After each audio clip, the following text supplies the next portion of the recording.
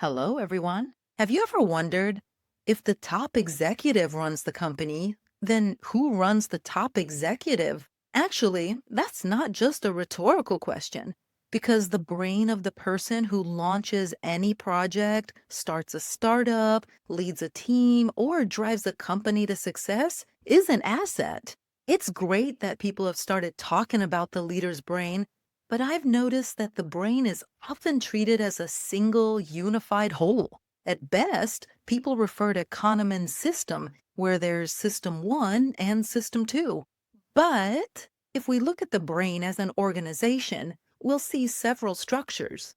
One of them, let's call it the operational part, is the brainstem, and we can include the entire reticular formation there as well. These are areas of the brain that control our energy, how much energy the brain actually has to control something, come up with ideas, keep itself in check, and generally work in business or lead a business anywhere. If we talk about the next area of the brain, that's the executive part. Every business actually has an executive part, the basal ganglia. Please don't bother memorizing these names, it doesn't matter.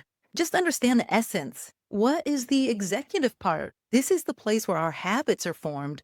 These are subcortical structures, and there are actually a lot of them. A lot happens there, not just related to motor habits. It's also the habit of thinking, the habit of feeling, the habit of making decisions, the habit of reflecting on something, and even making judgments. All of that lives at this same level of the brain. Next to it is what we might call the security department. The core of the security department is first and foremost the amygdala. I think some of you have probably heard this name before. It's a paired organ deep in the temporal region, responsible for the classic friend or foe, fight, flight, freeze, or surrender responses. But it's not that simple.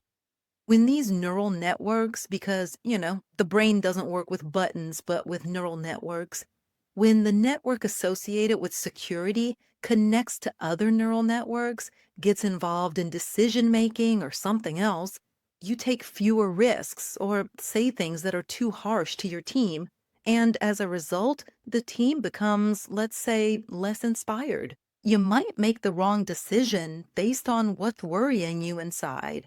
In the same way, if the energy department hasn't supplied us with energy, then we simply won't have the ambition to move in a direction where there's not enough energy. Sorry for the pun, but that's basically how it is. The next department is the place of the general management. That's the prefrontal cortex. And of course, it's also multi leveled. There's a part of the prefrontal cortex that's responsible for social connections.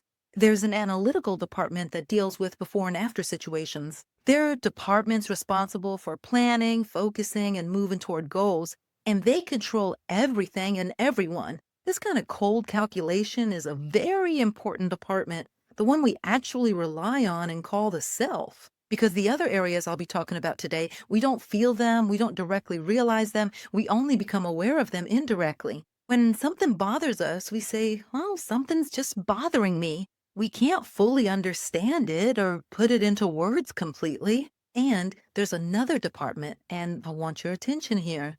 This is the department everyone gets paid for. Investors invest in startups, and you raise funding rounds only thanks to this area of the brain. Startups are launched, companies move forward, people get promoted, all because of it.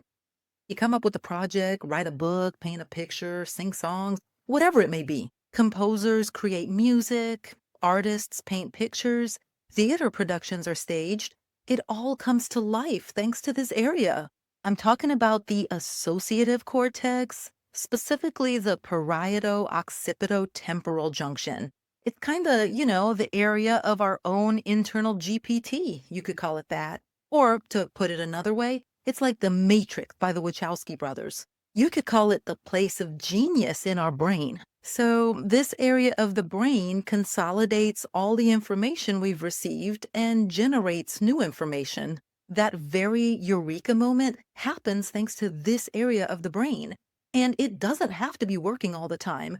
In fact, nature didn't intend for it to work constantly. Nature intended for us to walk the same paths to the watering hole so things would be familiar, safe, and predictable. What do people do who create new projects, write new books, and do something innovative, make discoveries like scientists?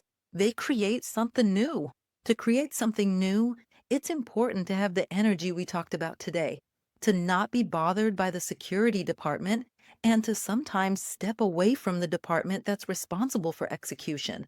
In other words, to let those familiar patterns switch off for a bit. And finally, we need to let our focus turn off for a while and allow ourselves to become unfocused too.